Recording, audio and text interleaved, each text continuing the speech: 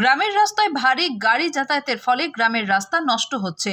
এই অভিযোগে একটি ডাম্পার আটক করে বিক্ষোভ দেখালো গ্রামবাসীরা।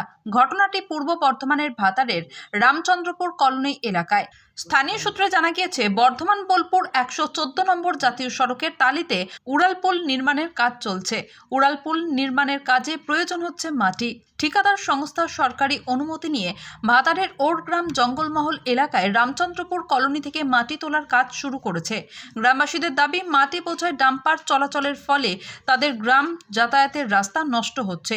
এই অভিযোগ তুলে তারা মাটি তুলতে আসা একটি ডাম্পার আটক করে বিক্ষোভ দেখায়। খবর পেয়ে ভাতার থানার ওরগ্রাম ফাঁড়ির পুলিশ ঘটনাস্থলে পৌঁছয়। পুলিশ গ্রামবাসীদের সঙ্গে কথা বলে পরিস্থিতি স্বাভাবিক করে। জানা গিয়েছে, সাময়িকভাবে মাটি তোলার কাজ বন্ধ রাখা হয়েছে।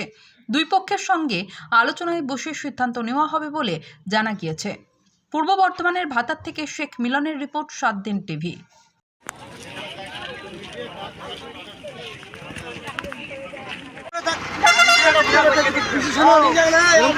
সবাই চুলে ছেড়ে দিন।